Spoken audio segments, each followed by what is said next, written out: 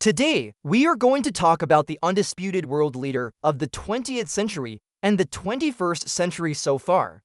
A country that has achieved its status as the world's economic leader by building the best army in history, thereby gaining even more serious weight in its international relations. But how did the US become the world's leading power? What made it different from other countries?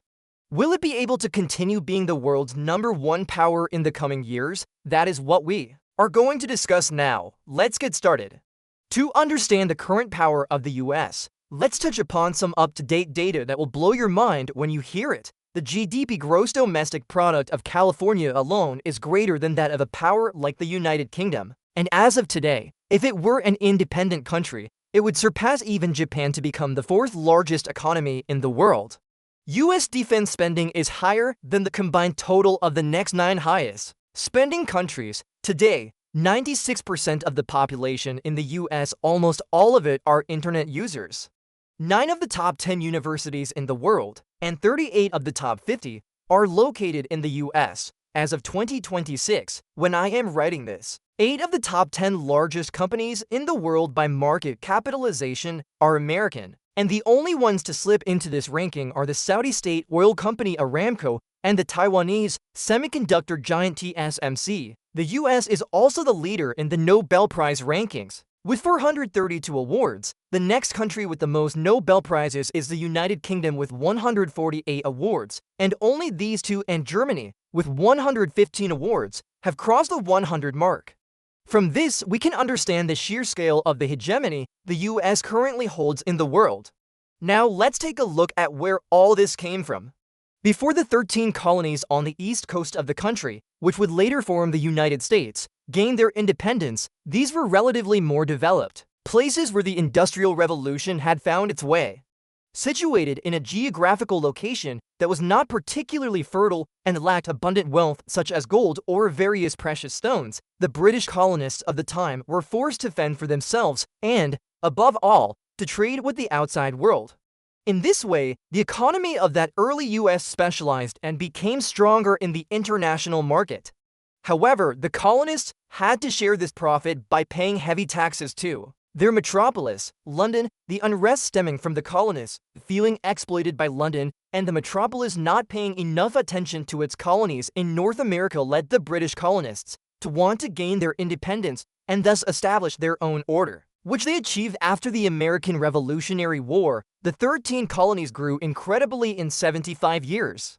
They subdued the Native Americans and bought massive territories from the French and the Spanish by paying top dollar. Its early industrialization allowed the US to have a competent arms industry, which enabled it to establish dominance over a large part of the newly formed Mexican territory. In this war, which ended in 1848, the US annexed the present-day states of Arizona, California, Nevada, Utah, New Mexico, as well as parts of Colorado, Wyoming, Kansas, and Oklahoma. Although the initial territory of the 13 colonies was not vast or rich enough, the territory the US held in 1850 had everything necessary for a country to expand and even develop. We are talking about massive amounts of oil, fertile lands, limitless timber, and a huge mining industry.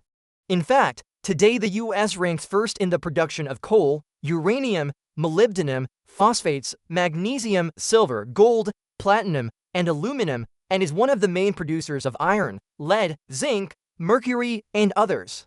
This wealth of natural resources increased even more when the US purchased Alaska from Russia for $7.2 million, thus adding more fertile land, livestock, crucial fishing grounds in the Bering Sea, gold, and most importantly, massive gas and oil deposits to US territory.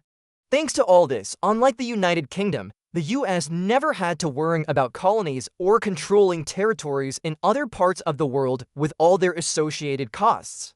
Instead, it was enough for it to simply have basic military bases scattered around the globe, from which its armed forces could project military power anywhere in the world when needed. The territories conquered in the first half of the 19th century also provided the US with natural defenses against outside invasions or attacks.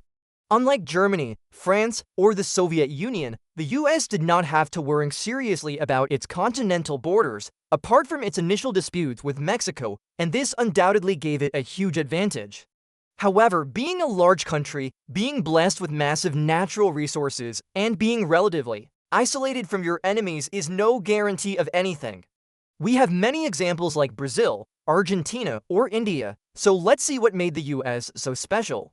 Although we see the North American power today as the champion of free trade, history was not always this way. In the beginning, the US government intervened quite heavily in the economy and was very protectionist regarding its strategic industries. What does it mean to be protectionist? It meant subsidizing its companies so they wouldn't lose money, or imposing tariffs on the entry of foreign products so they couldn't compete with North American goods. In the US, this situation caused many industries to lack the incentive to innovate, improve their products or services, or optimize their costs. Fortunately for the US, however, the country was built on a foundation, namely democracy. Okay, it's true that US democracy at the time was far from perfect. You couldn't vote if you were black until 1870 or if you were a woman until 1920, but at least the effects of democracy on the economy were in place from the very beginning. And what were these effects? Quite simply, if a president was not a good manager, he could be removed from office every 4 years. And if an economic policy failed, another president could come along right after and do the exact opposite. In this way, the US began to pivot from an economy tightly protected by the state to a less intervened economy, where entrepreneurs developed the country's different industries, creating a culture of entrepreneurship that has lasted to this day and playing a fundamental role. An example of how the US motivated its entrepreneurial ecosystem was the patent law, which guaranteed inventors the profits from their inventions for a certain period. Although this might seem like a logical thing in the mid-19th century, it actually wasn't, and most countries did not secure intellectual property, at least not in the way the US did. Furthermore, democracy ensured that the US remained stable and did not experience any civil war, uprising, or revolution other than the Civil War that ended in 1865. This was unthinkable for a large part of European nations, which went through periods of massive social conflict brought about by the power of absolute monarchies or the rise of various dictators and leaders to power. Therefore, we already have 3 keys in the development of the US. On the one hand, a raw material, rich region with natural defenses. On the other, a healthy democratic system that repels political instability. And finally, a very strong entrepreneurial ecosystem. And then came the 20th century, full of opportunities. In the second half of the 19th century and the early 20th century, the US focused on developing its infrastructure to connect its mines to its industries and both of them to its ports. In this way, thousands of miles of highways and railroads were built, and ports were improved, especially those connecting the US to Europe. However, the most notable feature of this period, when the US was not yet the undisputed world power, was its stance of isolationism, staying out of foreign affairs. Isolationism was almost like a religion in the US, and it meant having neither friends nor enemies, but merely trade partners. And no, the US did not have many moral reservations about who it did business with. Becoming the main trading partner of half the world gave the US the momentum it lacked to seize control of the global economy. While the great European powers started a colonial race around the world to acquire more land, isolationism gave the US a very powerful tool, and the US stayed quiet. Yes, we do have some examples of expansionism, such as the US taking Puerto Rico, the Philippines, and Guam through the Spanish War, and establishing control over Cuba. But this has nothing to do with the attitude of Britain, France, and Germany, which colonized all of Africa and a large part of Asia and Oceania. For this reason, while European powers grew their economies extensively outwardly, the US did so intensively inwardly, that is, by improving and optimizing all production processes within its own borders and focusing on creating high value-added products. This is how the US industry slowly became the largest industry in the world. Moreover, this was a technology-intensive industry. Suddenly, factories of all kinds began to be built all over the country, and the US needed workers, and a lot of them. Thus, a massive number of European immigrants, wanting to escape poverty and board the train to the promised land, began arriving in places like Chicago, Boston, or New York, and this gave the US another massive boost. Americans were no longer just wealthier than average.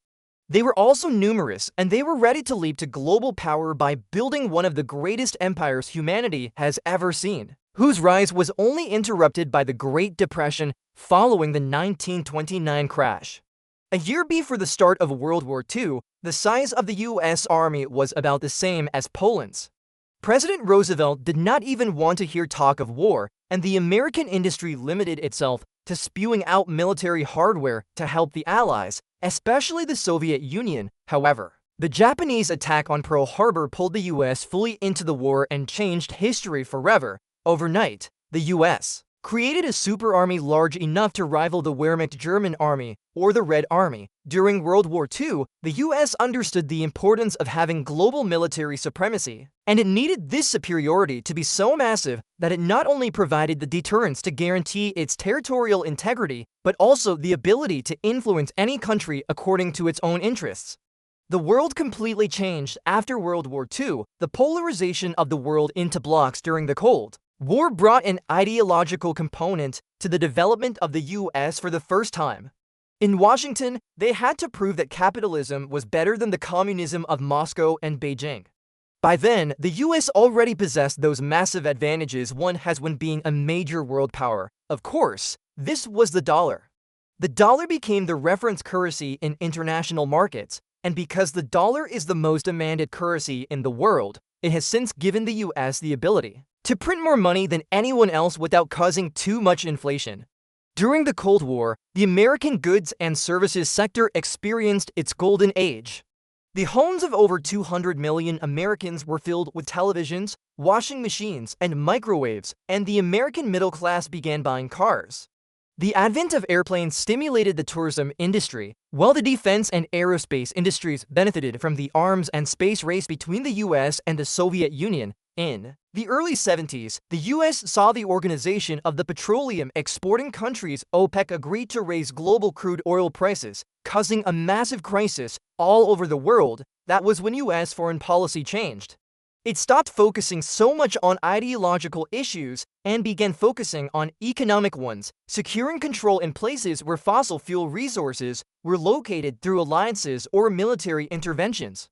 In this way, the US started weaving alliances in the Middle East and to Gulf. Wars broke out, however, by that time, and with no geopolitical rival remaining due to the collapse of the Soviet Union, the US was preparing to strike a new blow.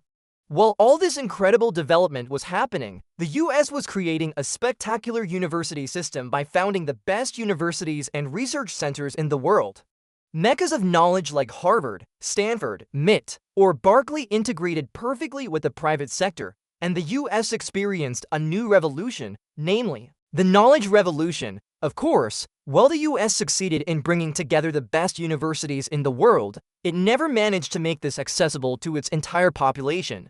In any case, warmed by knowledge, the arrival of the internet brought a new wave of companies, featuring names like Microsoft, Apple, Google, Amazon, Meta, Facebook, and Tesla, as well as smaller and perhaps slightly less known but equally crucial ones like Nvidia, Salesforce, Adobe, or People. And this is how the US became the great power it is today, a perfect mix of raw material production, industrial strength, and massive service companies capable of changing the world.